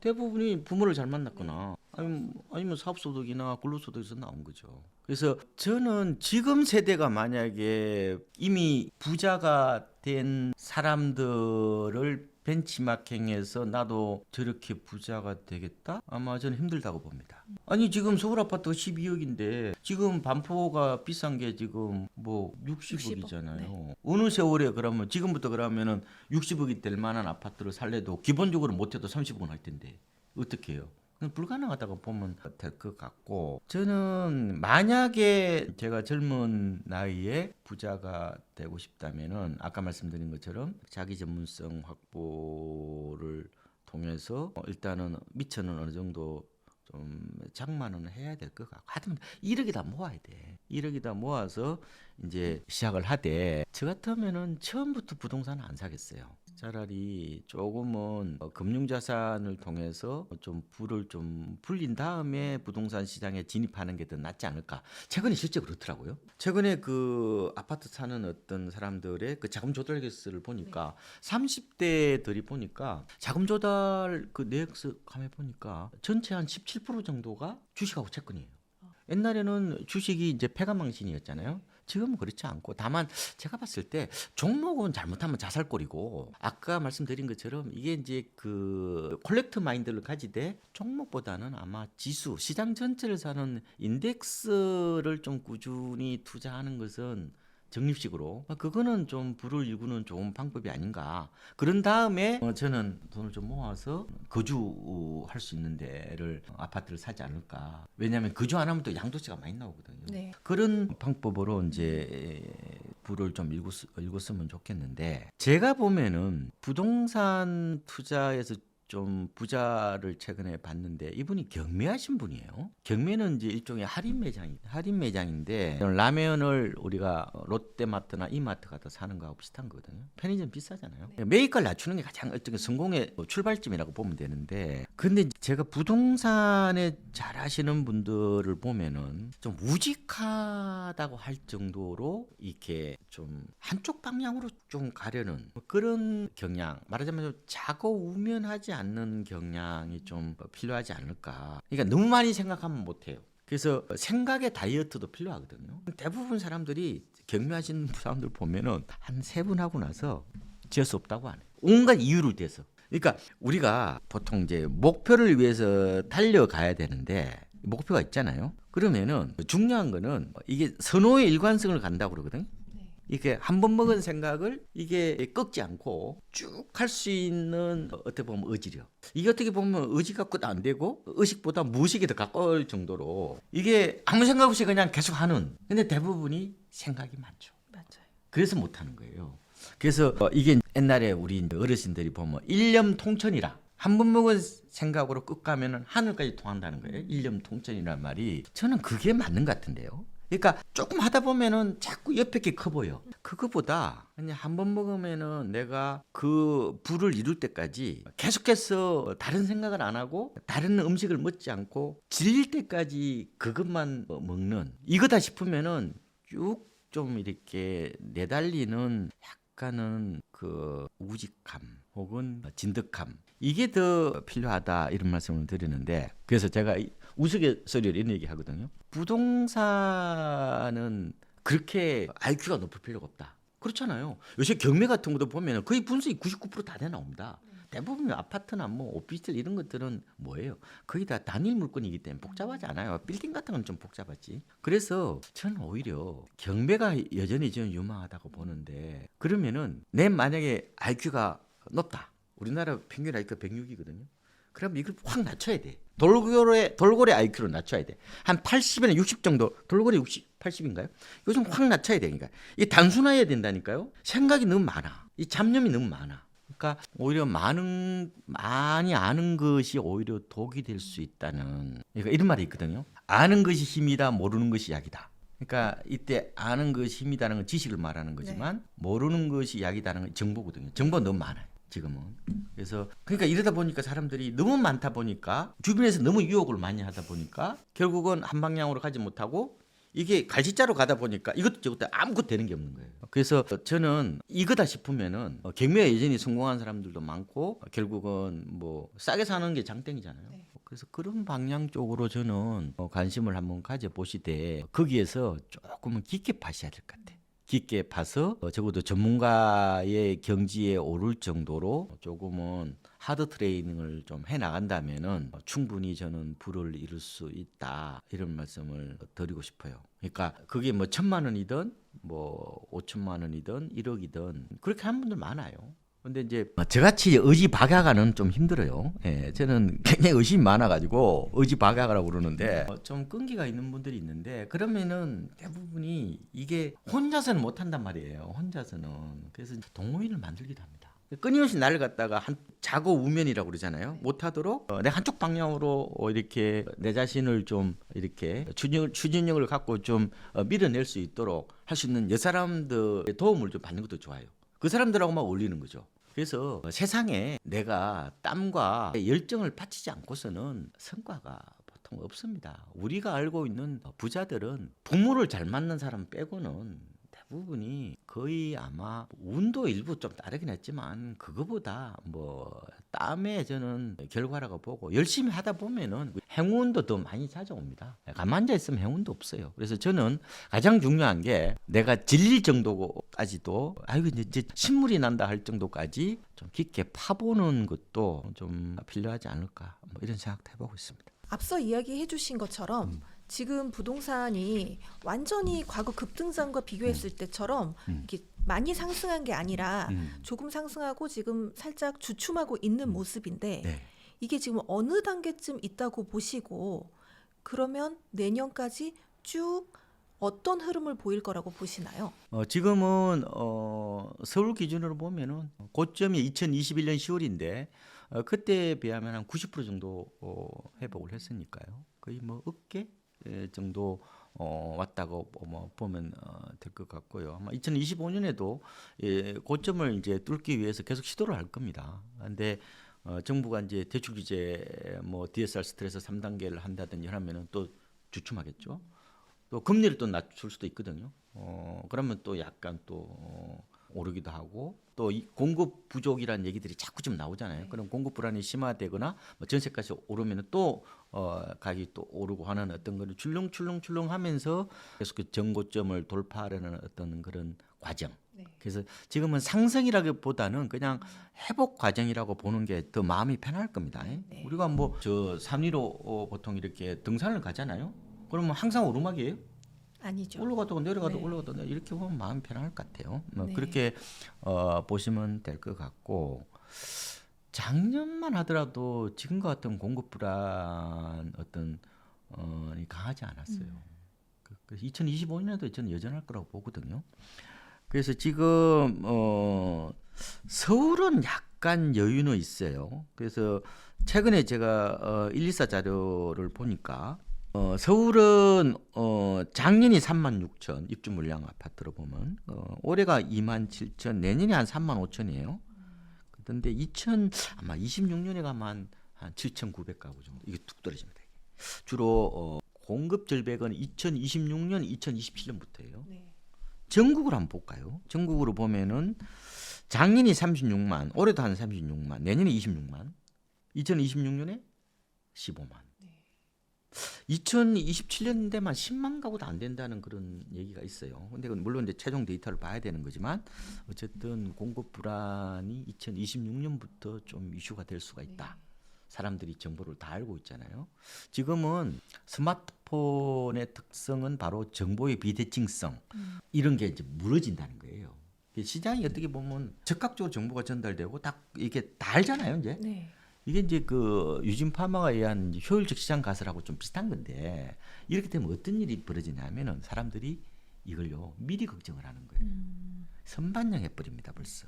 올해 갑자기 4월부터 거래량이 크게 늘어나는 것도 뭐 여러 가지 이유가 있죠. 뭐 대출 금리가 2%까지 낮아지고 또 뭐 전세값이 오르고 뭐 이런 것도 있지만 공급 불안도 적지 않은 저는 영향을 미친다고 보거든요. 그래서 이게 이 입주가 없다는 걸 대부분이 알기 때문에 외부에 뭐 큰 충격 있잖아요. 오지 않는 한 저는 확 떨어지지는 않을 것 같아요. 일단 그 가능성을 보는 겁니다. 물론 이제 중국이 대만 침공한다든지 그러면 그거는 뭐 더 폭락 오는 건데 어차피 이게 전망이랑 잘 안 맞는 거예요. 안 맞는 건데 어쨌든 이건 공급이 많지 않은 상황에서는 확실히 주택 시장의 불안정성이 저는 더 커진다고 보는 거예요. 왜 그러느냐? 우리나라의 아파트가 제가 1260만 채 정도가 된다고 말씀드렸고 한 해 입주 물량이 30만 가구 정도 되면은 이게 2.4% 정도 됩니다. 그런데 그러면 어느 해는 2.7% 됐다고. 그러면 이게 집값이 떨어지고 어느 해는 2.3% 됐다고 오른다는 게 말이 돼요? 전체 재고에 대비해서 차지하는 비중이 얼마 안 되잖아요. 근데 그 말이 맞을 수가 있죠. 이제는 얼죽신 문화라면은 신축만 선호하는 그렇죠? 신축만 따지는 그런 주거 트렌드라면은 신규 그러니까 이게 플로우라고 그러거든요. 그러니까 재고 스톡보다 플로우가 미치는 주택 시장의 영향이 과거보다 커졌다. 그러니까 신규 입주 물량에 대한 민감도가 더 커졌다고 네. 본다면은 이게 입주 물량 이게 우습게 보면 안 된다는 거예요 저는. 그래서 저는 과거보다 어떤 그런 달라진 어떤 그런 주거 트렌드를 감안해 봤을 때 지금 인구 문제가 아니고 인구 지금 뭐 준다 이게 문제는 아니고 지금 4년째 내국인이 줄고 있는데 아직은 문제가 아니에요. 보니까 가구 수가 더 중요한데 아까 보니까 2041년까지 늘던데 어제 통계청에 자료 보니까 원래는 2040년부터 준다고 그랬거든요. 한 1년 정도 연장된 것 같은데요. 그러니까 어쨌든 가구 수가 더 중요한 거니까 지금은 오히려 이 입주가 안 되면은 주거 불안정성, 부동산 시장의 불안정성이 커질 수 있기 때문에 조금은 이 입주 물량에 좀 더 주목을 해봐야 된다. 저는 이런 생각을 하고 있고요. 그래서 아마 서울도 뭐 측면이 좀 있는데 그런데 지금 서울 문제가 이게 이제 지표를 뭐로 볼 거냐에 따라 다르거든요. 이건. 그러니까 서울이 지금 뭐 주택 뭐 구입자고 물량 지수인가 뭐 그런 게 있어요. 뭐 중위 가구가 뭐 살 수 있는 집이 뭐 6채밖에 안 된다. 뭐 재작년에는 3채에서 6채로 됐는데 옛날에는 뭐 17채인가 그렇게 뭐 20채가 됐는데 지금 안 된다. 뭐 이런 얘기에서 집값이 빠진다. 뭐 이런 얘기 많았잖아요, 작년에. 근데 그다음에 뭐 PIR도 뭐 지금 뭐 굉장히 뭐 좀 12배, 13배 높고 그리고 뭐 이게 시중에 나와 있는 물량도 많더만요. 그 DSR 스트레스 2단계가 9월 1일부터 시작됐죠. 8월 말에 이게 시중에 남아 있는 아파트 매물이 8만 건이었는데 지금 한 8만 6천 건 정도 되거든요. 많죠. 그러면 소화되지 않고 있는 매물이잖아요, 이거. 이것 때문에 집값 빠진다고 얘기를 하는 건데 반드시 많지는 않습니다. 그러니까 이게 여러분들이 이런 하나 팩트 가지고 지나치게 이제 확대하는 거는 바람직하지 않아요. 왜냐하면 이게 잘못하면 부분은 많은데 전체는 좀 안 맞을 수 있단 말이에요. 이게 매물이 많으면은 이게 당연히 단기적으로는 좀 맞는 것 같아요. 근데 이게 오히려 집주인이 호가를 올려서 내놓으면 가격이 오를 수도 있는 거고 이 매물이 많더라도 금리가 낮아지면 오히려 집값이 오를 수도 있는 거. 그러니까 그건 여러 가지 변수의 변주곡이기 때문에 하나 변수를 가지고 지나치게 확대해서 가는 어떤 그런 도구마에 빠지면 굉장히 위험한데 다만 저는 이런 생각이 좀 들어요. 지방에서 지금 서울 아파트를 사재낀단 말이에요. 이걸 어떻게 할 거냐 이거를. 서울에 지금 주택 외지인의 소유, 그러니까 서울에 안 사는 사람이 16.1%인데 2022년 기준으로 작년에 서울 아파트를 외지인이 약 25%를 샀잖아요. 그러면 4채 중에 1채를 샀단 말이에요. 그것도 걱정이 되고 인구 쇼크의 마지막 피난처라고 생각하고 서울 아파트를 사면 어떡할 거예요 이거를. 두 번째로는 서울의 주택 보급률이 93.7%예요 지금. 100%가 안 돼요. 그리고 재개발 재건축이 다 멈췄잖아 지금. 이런 상황에서 가계부채 하나만으로도 좀 이게 집값을 설명하기도 좀 어렵고 경제가 성장하지 못하죠 지금. 뭐 1% 얘기하는데 이것도 잘 안 맞아요. 그러니까 부동산을 너무 당위론적으로 바라보니까 잘 안 맞던데요. 그리고 많은 사람들이 서울 아파트에 좀 감정을 많이 집어넣는 것 같아. 저기 미쳤지, 저 정상이냐 저거. 이렇게 경기도 안 좋은데, 지금 자영업자들 다 나자빠지는데, 젊은 애들 취직도 못 하는데, 인구도 주는데 어떻게 집값이 올라가느냐 그런 얘기 하잖아요. 네. 그죠? 어느 정도 맞죠. 그게 맞는데 당위론적으로 맞죠. 시장 가격은 이 돈 있는 사람이 결정하는 거잖아요. 수요거든 수요. 디맨드거든요. 디맨드는 두 가지 조건이 있어야 되거든요. 이게 수요가 되려면은 하나는 호주머니에 돈이 있어야 돼요. 그 다음에 의지가 있어요. 의사. 그러니까 집을 살 돈이 있고 살 의사가 있는 사람을 디맨드라고 그럽니다. 이게. 그죠? 근데 소요가 있어요. 니즈. 니즈는 집은 사고 싶은데 돈이 없는 분들을 말하는 거죠. 그래서 시장 가격에 저는 지나치게 감정을 집어넣으니까 자꾸 이 괴리 현상이 심해지는 거예요. 집값이 오르는 게 백해무익한 거 아니에요? 어떻게 보면. 그 제로섬 게임이잖아요. 어떻게 보면. 수출이 되면 뭐해야 돼? 어차피 주거비만 높아지는 구조잖아요. 근데 그렇게 따지면은 이게 괜히 가격에 분노하고 괜히 열받고 그러는데 그거하고는 약간 시장 가격은 조금은 다른 것 같아요. 그러니까 많은 사람들이 저는 시장 가격에 지나치게 감정을 이입하는 어떤 경향들은 내가 냉철한 사고를 하는데 별로 도움이 안 돼. 부동산을 사실 때 댓글 보시면 안 돼. 그러니까 시장이라는 것은 물건하고 돈하고 막 교환하는 건데 그다가 지나치게 감정을 집어넣으니까 약간 우국지사 뭐 우국청정은 이해되는데 그거하고는 다른 거죠. 그래서 서울 아파트도 조금은 우리가 뭐 PIR이라든지 가계부채라든지 뭐 경제 성장이라든지 이런 거시적인 그런 측면 외에 주택 보급률 그다음에 자꾸 인구 쇼크의 마지막 피난처라고 생각하고 자꾸 지방 사람들이 사러 들어오는 이런 초과 수요 문제를 어떻게 보면은 같이 보고 판단해야 균형추를 좀 맞출 수 있지 않을까.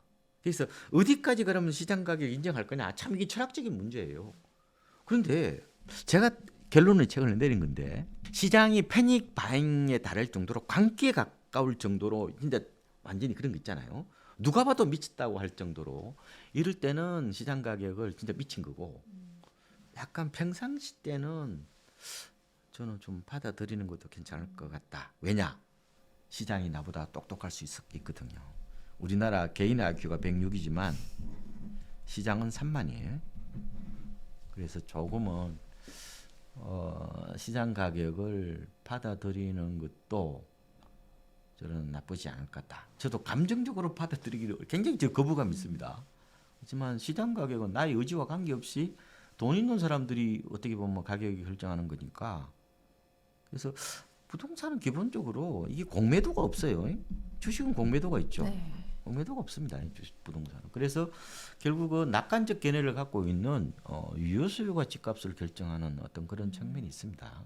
그래서 제가 드리고 싶은 거는 나라 걱정을 하되 집 사고 팔 때는 뭐 냉정한 좀 시각 그리고 지나치게 감정에 몰입되는 이런 분노 그런 게 있잖아요. 뭐 허탈 뭐 이런 거는 좀 시장을 좀 균형적으로 바라보는 데는 도움이 안 된다. 조금 균형추를 가지는 것도 필요할 것 같다. 서울 아파트도 좀 뭐 그런 측면이 좀 있지 않을까 저는 이렇게 보고 있습니다. 그렇다면 지방은 어떻게 보시나요? 지방은 거의 바닥을 잡은 것 같고요. 물론 지역에 따라 다소 울퉁불퉁한 건 있습니다. 실제로 한국부동산원의 아파트 실거래가 지수를 보면 6월부터 3개월 정도 올랐습니다. 많은 분들이 뭐 지방은 영원히 떨어질 것처럼 이렇게 얘기하는데 그런 생각은 옳지는 않아요. 모든 자산 가격은 통화가 풀리고 경제가 성장하는 한 우상향합니다. 네. 결국은 이제 부동산 가격은 물가에 대한 보상행위라는 말도 있어요. 인플레에 대한 어떤 보면은 기대치만큼 이제 오르는 거죠. 그게 이제 그러면 실질 가격으로 보면 오른 게 아니죠, 그죠? 근데 지방은 아마도 제 생각에는 조금은 앞으로 좀 좋아질 거예요. 근데 문제는 갑자기 좋아지냐? 그럴 수는 없죠. 지금 전체 미분양의 80%가 지방에 가 있어요. 미분양이 많다는 것은 시장이 소화불량에 걸렸다는 거죠. 왜 그런 미분양이 많으냐? 분양가가 비싸서 그런 거예요. 그러니까 이번에 이제 그 원자재 값이 많이 올랐잖아요. 네. 그래서 서울 쪽은 수도권 쪽은 그 30% 정도를 갖다 그냥 분양가에 다 그냥 반영을 해버린 거예요. 지방도 똑같이 반영하니까 안 팔리잖아. 그래서 지금 적체 현상이 나타나고 있다고 보면 되고 결국은 집값이 올라야 아마 미분양도 팔려가는 구조일 테니까 급작스럽게 좋아질 가능성은 좀 낮다. 다만 서울 수도권이 오르는 동안 안 올랐잖아요. 네. 그래서 아마 서서히 아마 이렇게 좀 좋아질 거로 보이는데 다만 지방은 경제가 안 좋잖아요. 실무 경기도 안 좋고 또 젊은 인구들이 자꾸 이제 수도권으로 유출되는 것도 있고 그래서 이렇게 보시면 될 거예요. 약간 탈동조화이기도 하지만 기울기가 같은데 탈동조화? 약간 차별화? 그러니까 이렇게 보시면 돼요. 아까 모든 자산 가격은 이제 우상향한다고 그랬잖아요. 우상향하는데 서울이 한 이 정도 되면은 뭐 그쪽은 이 정도 완만한 정도로. 서울이 10% 오르면은 뭐 지방이 한 2, 3% 오르는. 기울기 차이는 좀 있다 이렇게 볼 수가 있을 것 같고요. 그래서 아마 당분간 올 4분기부터 내년까지 본다면은 지방은 좀 바닥 다지기나 혹은 매물 소화 과정을 좀 더 거쳐야 되지 않을까 이렇게 보고요. 그래서 아마 내년 이맘때 정도 되면은 지방도 뭐 좀 괜찮네요라는 얘기가 나올 거라고 보이는데 다만 이게 지역 따라 너무 편차가 심해요.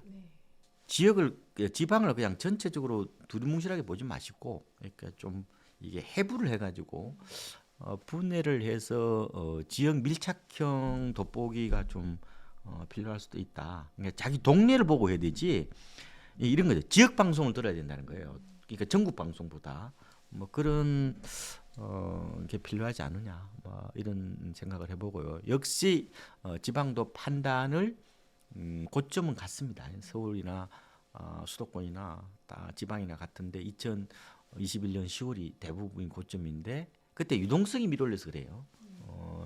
네, 그때 대비해서 역시 한 20% 조금 싼 데는 한 25% 정도, 30%까지는 그렇게 안 떨어졌을 겁니다. 그래서 그 정도로 해서 좀 가격 메리트 있는 쪽으로 좀 도전을 해보시는 것도 좋을 것 같고. 근데 이제 미분양 사시는 것도 나쁘진 않은데 다만 가격을 보고 사셔야 돼요. 그것도 너무 비싸면 사시면 안 됩니다. 그렇다면 수익형 부동산은 앞으로 어떻게 전망하세요? 이 방송을 듣는 분이 수익형 부동산 살 연령대는 아니지 않나요? 저희 연령대가 굉장히 넓습니다. 넓어요? 스펙트럼이. 예. 뭐 사시는 거는 본인의 자유신데 금리가 낮아지면은 당연히 메리트가 커지죠. 그러니까 수익형 부동산은 기본적으로 시중금리하고 비교 우위를 통해서 구매 여부를 결정하는 상품이라고 보면 돼요. 그러면은 지금 2025년에 뭐 한 기준금리를 한 두세 번 정도 낮춘다면은 당연히 수익성이 더 높아지겠죠. 그럼 수익률이 올라가면은 당연히 가격도 이제 올라가는 어떤 그런 측면이 있죠. 이런 얘기를 한단 말이에요. 이게 밀물이 몰려오면은 작은 배든 모든 배들이 뜬다 이런 말이 있어요. 그 똑같은 거죠. 예. 근데 다만 좀 조심해서 접근하시면 좋을 것 같아요. 그러니까 아파트는 저는 뭐 그냥 대충 아무거나 사도 돼요, 솔직히. 대단지 아무거나 사시면 된다니까. 그런데 수익형 부동산은 더 좀 따지셔야 돼요. 대체적으로 이제 틈새 상품이거든요. 저는 가장 조심해야 될 게 상가 같아요. 상가는 지금 옛날 같지가 않아요. 소비의 이제 디지털화 현상이라고 그러는데 우리가 작년에 온라인 소비가 오프라인 소비보다 많아졌거든요. 그리고 이제 가계 부채도 많고 저출생, 그다음에 고령화, 그다음에 최저임금이 내년부터는 10,000원이 넘어요. 이제 가계창업을 많이 안 합니다. 상가가 많이 빌 거예요.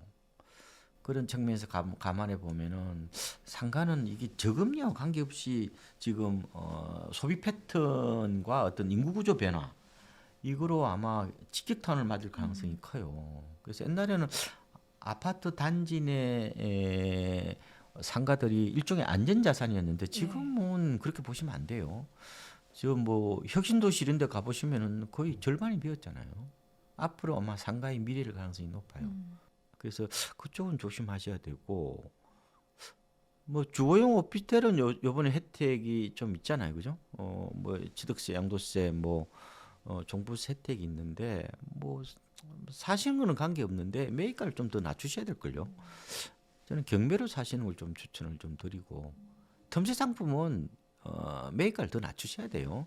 그래야 좀 수익을 맞출 수 있다고 말씀을 드리고 나머지 뭐 생숙 뭐 이런 거 있잖아요. 뭐 도시형 생활주택, 뭐 분양형 호텔, 뭐 지식산업센터 저는 그거 역시 좀 뭐 금리가 좀 낮아지면은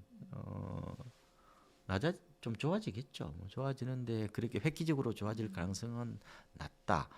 지식산업센터 매각이 많이 들어섰는데 지금 마피로 많이 좀 거래가 되고 있는데 좀 뭐 그거는 내가 쓸 거 아니면은 팔고 나오셔도 저는 관계 없겠다. 근데 특별한 재주가 있지 않는 한 저는 아파트하고 꼬마 빌딩 정도 요 두 개 정도만 압축하시는 게 저는 좋을 것 같고 특히 은퇴자 혹은 은퇴 예정자 분들한테 드리고 싶은 말씀은 상가를 사는요 차라리 배당 ETF를 사십시오. 예, 요새는 달라졌습니다. 옛날하고 완전히 투자의 어떤 그런 패러다임이 달라졌기 때문에 조금 더 트렌드에 맞춰서 압축하시는 게 필요하고요. 더 중요한 게 거래가 안 돼요, 거래가. 그러니까 앞으로 이제 거래 회전율이 굉장히 중요한데 이 거래가 돼야 내가 이 통제감을 갖는 거거든요. 삶이든 투자든 가장 중요한 게 통제감입니다. 내가 원하는 시기에 팔 수 있어야 되거든요.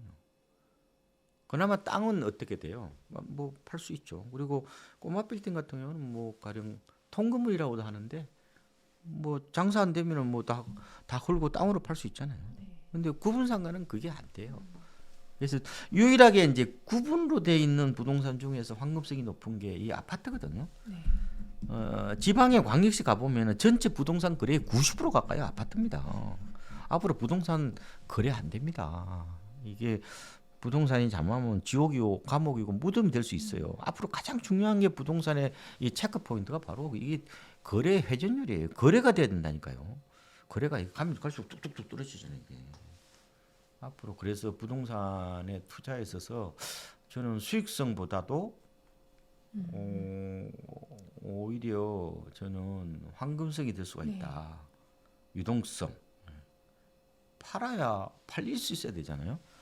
가장 중요한 게 앞으로 여러분들이 이게 이 거래가 될 수 있어야 돼요. 이게 내가 이렇게 들컥 사놓고 나중에 마지막 제가 이게 끌고 가야 될 수도 있는 상황이 올 수도 있습니다. 어떻게든지 거래가 되는 혹은 거래가 잘 될 수 있는 부동산 쪽으로 압축하셔야 된다. 이런 말씀을 꼭 좀 드리고 싶어요. 예. 조만간 서울에 집을 사시거나 또 서울에서 갈아타기를 하시는 분들이 꼭 알아두면 좋을 그런 내용이 좀 있을까요? 제가 한 5가지 정도로 압축해서 말씀드릴게요. 네. 요새 그 새로 집을 장만하시는 분들보다 갈아타기 수요가 더 많아요. 네. 실제로 서울에서 30대보다 40대가 집을 더 많이 산다. 40대에 첫 집 장만하는 분도 계시지만 좀 갈아타기 하는 분도 아무래도 많겠죠. 근데 갈아타기 할 때는 좀 조심해야 되는 게 많아요. 첫 번째 저는 선매도 후매수 원칙. 먼저 팔고 나중에 사는 게 좋다 이런 말씀을 드려요. 만약에 내가 새로 집을 샀어요. 그러면 종전집은 보통 3년 안에 팔면은 양도세나 취득세 중과가 없어요. 그런데 만약에 안 팔리면 어떡할 건데? 단독주택에서 아파트로 간다. 그럼 단독주택 잘 안 팔리잖아요. 빌라에서 아파트로 간다. 안 팔릴 수 있어요. 나홀로 아파트에서 만약에 대단지로 간다. 안 팔릴 수 있어요. 생각보다 시장은 급변할 수 있습니다. 시장은 내가 원하는 대로 흘러가지 않아요. 그래서 가급적 팔고 사시는 걸 추천을 드리고 특히나 비인기 지역에서 인기 지역으로 갈 때 이때는 대부분이 갈아타기에 그런 수요죠. 그렇죠. 그럴 때는 진짜 낭패를 당하지 않도록 하는 게 필요하다 말씀을 드리고 특히나 토지거래 허가구역에서 갈아타기 할 때는 더 조심하셔야 돼요. 왜냐하면은 실거래 토지거래 허가구역에서는 2년 이상 살아야 되거든요. 갭투자가 안 된다는 거 아시죠? 네. 그러면은 내가 종전집을 만약에 팔지 않고 내가 토지거래 허가구역 샀어요. 그러면 그걸 3년이 아니라 1년 안에 팔아야 돼요. 1년 안에 팔려요? 어렵죠. 안 팔린다고 보면 돼요. 네. 운이 좋으면 팔린다고 보면 되죠. 만약에 못 팔았어. 그러면은 매년 토지분의 가액이 있거든요. 그 10% 이행 강제금을 물립니다. 그럼 못 버팁니다. 지금 서울에서 엄청나게 토지거래 허가로 묶이는 데 많아요. 네. 강남구의 압구정, 그다음에 대치 삼성, 청담, 그다음에 여의도, 목동, 성수동, 잠실동. 그다음에 이게 뭐 신통기획 한다고 그래서 많이 또 해놨어요. 뭐 잠원동 한신 2차, 그다음에 용산의 저 신동아 이런 거 다 지정돼 있거든요. 서초, 진흥 이런 거 다 토지거래 허가구역이에요. 특히 토지거래 허가구역 때는 반드시 선매도 후매수 원칙을 지켜야 된다고 말씀을 드리고 두 번째로 너무 타이밍을 재지 말라.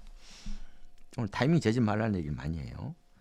자, 왜냐하면은 집은 그냥 이런 게 있잖아요. 윗돌 빼다가 아랫돌 끼워 넣는 거 아시죠? 네. 그거 똑같은 거예요. 그러니까 집 한 채로 장난 안 치는 게 저는 좋겠다 이런 말씀을 드리고, 그러니까 저는 오전 10시에 계약금 받아다가 오후 2시에 가서 매수 계약하면 돼요. 적어도 열흘 이상 넘어가면 안 된다고 봐요. 네. 시장은 나보다 똑똑하다고 말씀을 드리죠. 옛날에 우리 어르신들이 만약에 내가 인천에 사시던 분이 우리 아버지가 용인으로 이사 왔을 때 어떻게 했어요? 그러면 돈 받았다가 그 가서 그대로 당일날 치렀을 거 아니에요. 그러면 인천 집이 오를 걸 싶어가지고 그거 놔뒀다가 나중에 팔아요. 그런 거 없잖아요. 그래서 그냥 갈아타기는 아랫돌 빼가지고 윗돌 개는 거하고 똑같은 거예요. 그러니까 너무 많이 생각하지 마시고 그때는 좀 단순하게 해야 돼요. 10시에 매도 계약권을 받죠. 10% 받을 거 아니에요. 네. 그러면은 오후 2시에 가서 매수하는 딱 좋습니다. 그래서 적어도 집을 사는 시기를 저는 열흘 이상 넘기면 안 된다고 봐요. 그렇게 좀 말씀을 드리고 내가 참 집을 팔기도 애매한 분들은 아예 분양을 받는 것도 좋아요. 그렇죠? 최첨제 물량이 아직 있으니까 투기 관리도 있고 비규제도 있으니까 그러면은 그럼 내가 만약에 당첨받으면은 입주 때까지 얼마 걸려요? 2년에 3년 네. 걸리죠. 그 입주 때부터 3년 안에 팔면 되니까 그렇죠? 그러면은 충분히 여유가 있어. 네. 그런 경우는 저는 굳이 선매도 후매수 원칙을 안 해도 된다. 그죠? 그렇게 좀 그래서 지금은 오히려 무주택자분들이 청약을 많이 하시는데 네. 오히려 갈아타기 하시는 분들도 청약은 적극적으로 해보셔야 된다는 말씀드리고 그다음에 세 번째 매수 계약이 만약에 불발될 수가 있잖아요. 막상 현장에 갔는데 안 판대. 아니면 1억 올려. 그럼 어떻게 열불 나잖아요. 그래서 제 생각에는 미리 후보지를 한 플러스 한 개 내지 2개 정도 예비 후보를 갖고 있어야 돼요. 멘붕 옵니다. 나는 팔고 왔는데 못 살 수도 있잖아요. 뭐 그런 약간 보험용 뭐 카드는 갖고 있어야 된다 말씀을 드리고 네 번째 욕심을 내려놓아라. 사려는 물건은 내가 팔려는 물건보다 좋은 거예요, 나쁜 거예요. 그러니까 욕심을 내려놓으셔야죠. 그래서 교섭력이 강하지 않아요. 그래서 내 물건은 비싸게 팔고 사려는 물건은 싸게 산다? 그거는 도둑놈 심보죠. 그거는 비합리적인 거잖아요. 그러니까 그러면 좋지만 현실적으로는 그렇게 안 되니까. 그러니까 그냥 조금 손해 본다는 생각으로 해야 아마 내가 의사결정이 될 걸요. 아니면 싸게 팔고 좀 싸게 산다. 마인드도 나쁘지 않는 것 같고요. 그다음에 5번째 마지막으로는 네, 여의치가 않아. 어떻게 할래요? 의사결정 장애가 의외로 많습니다.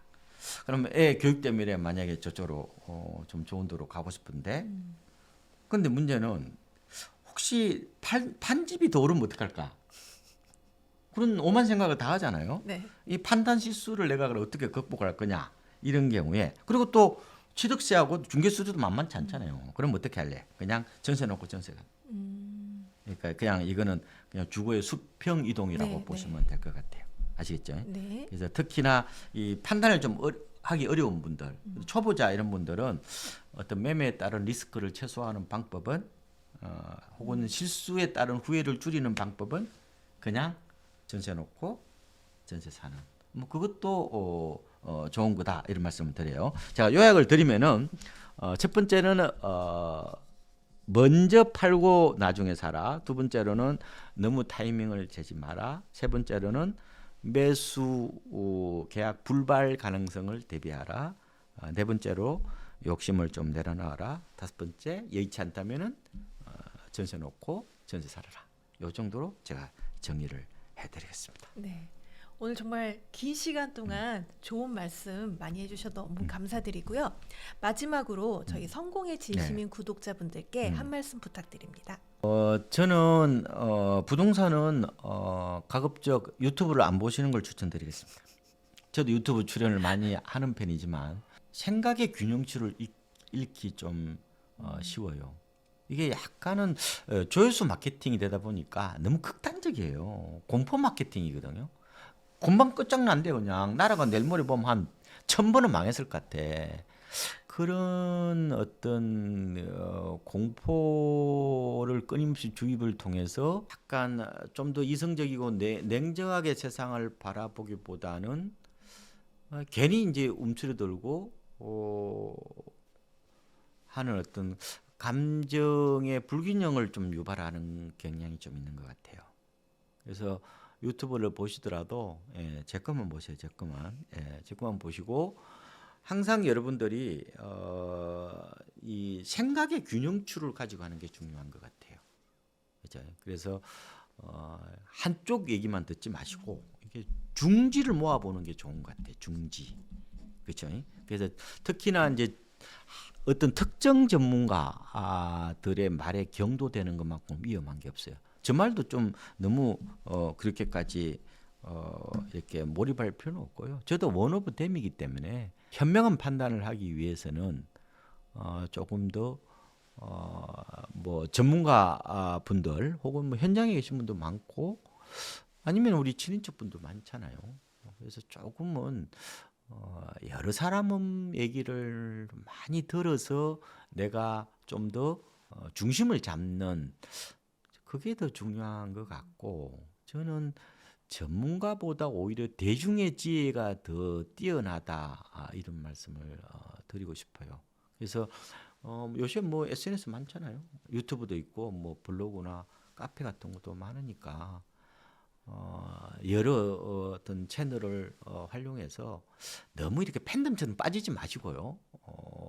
이게 사유의 힘, 결국 생각의 힘을 기르는 어떤 게 저는 필요한 것 같다. 그러면 유튜브는 자꾸만 보시고 그 책을 좀 더 보셨으면 좋겠어. 네. 책을 좀 부동산 책을 만약에 제 생각에는 뭐 임대차 보호법도 있고 뭐 세법도 있고 그죠? 뭐 그다음에 뭐 기본적으로 부동산 공법 뭐 이런 거 많잖아요. 네. 뭐 부동산 언론 있고 뭐 재테크 일반 책도 있고 그래서 저는 부동산에 좀 더 깊게 좀 다가가시려면은 한 책을 한 50권 정도는 보셔야 될 것 같아요. 왜냐하면 이게 그다기식으로 가기보다 조금 깊게 좀 내려가 네. 보십시오. 그러면 심도 있는 공부를 하기 위해서는 유튜브는 그냥 하나의 안내의 어떤 그런 마중물 같은 거고 좀 깊게 좀 공부를 해보시는 것도 좋지 않을까 네. 뭐 이런 생각을 해보고 있습니다. 네, 오늘 너무 좋은 말씀 감사드립니다. 네, 고맙습니다. 네, 감사합니다. 네.